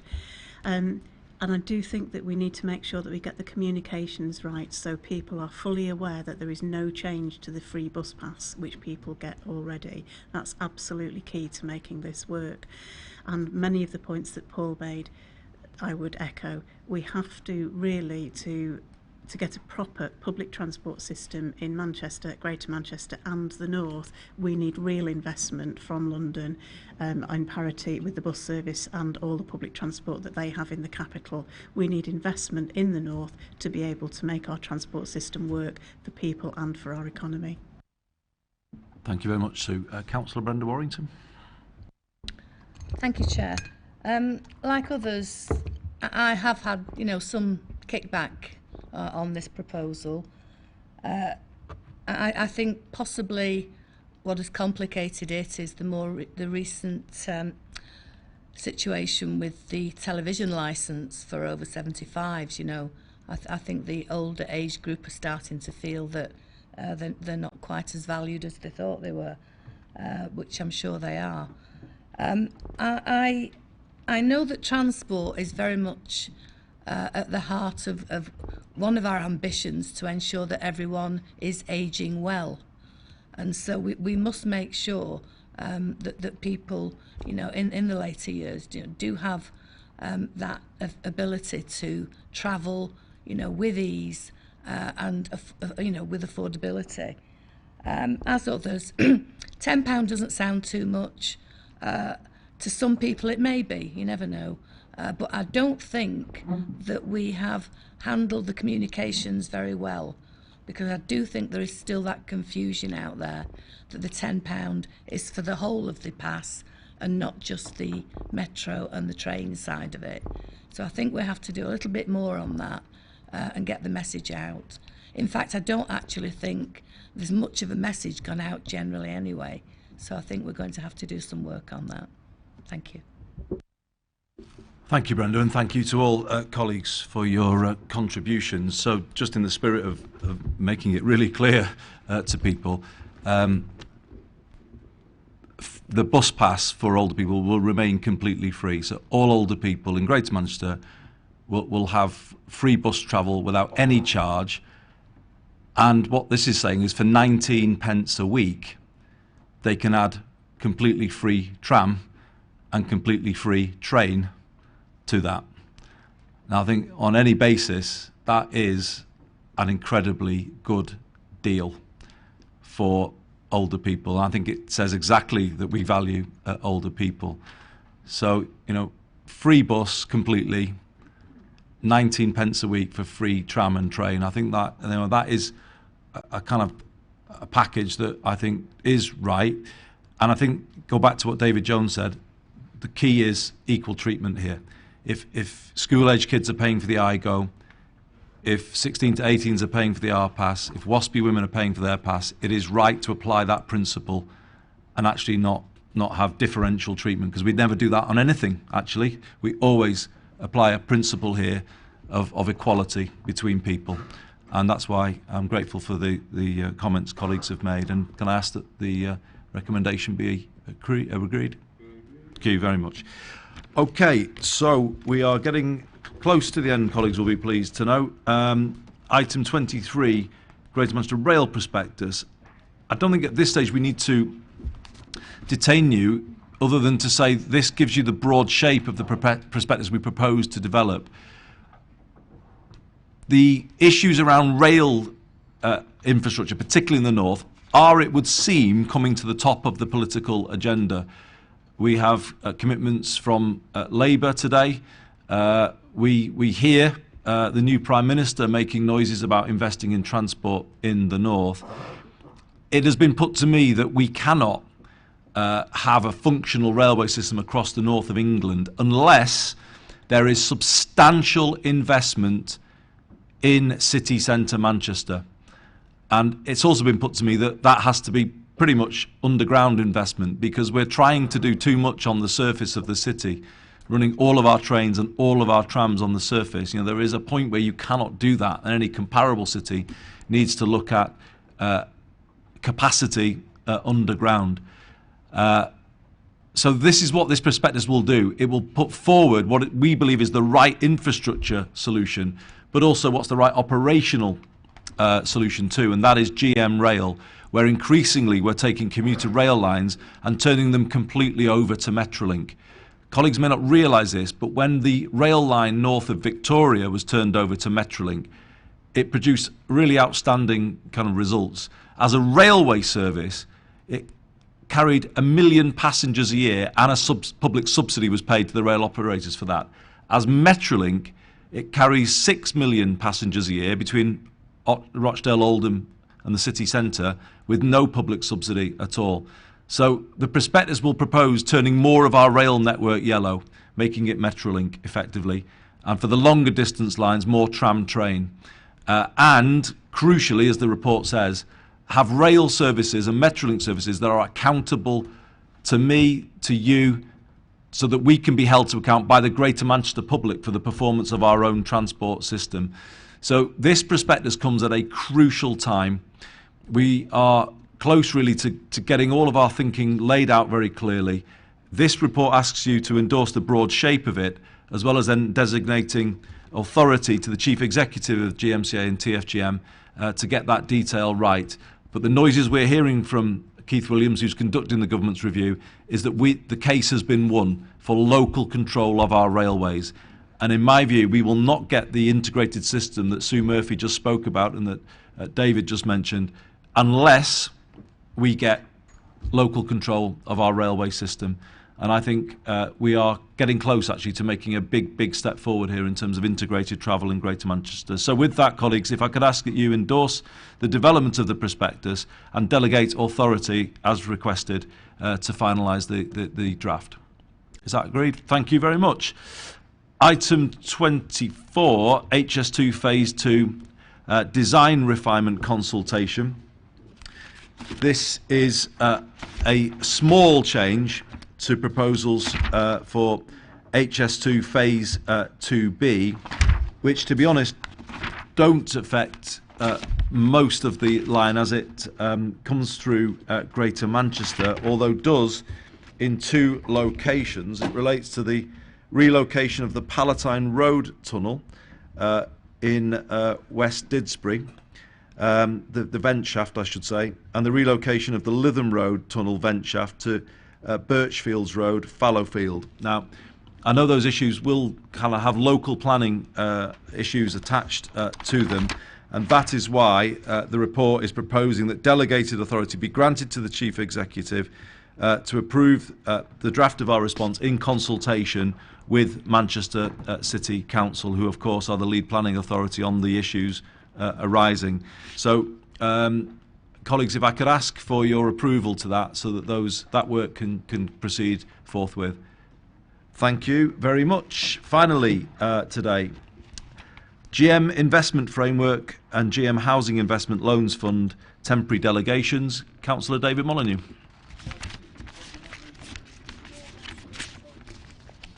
This is because we're not meeting in August, so if you can just delegate authority till we meet in September to Murden to myself on this one, please.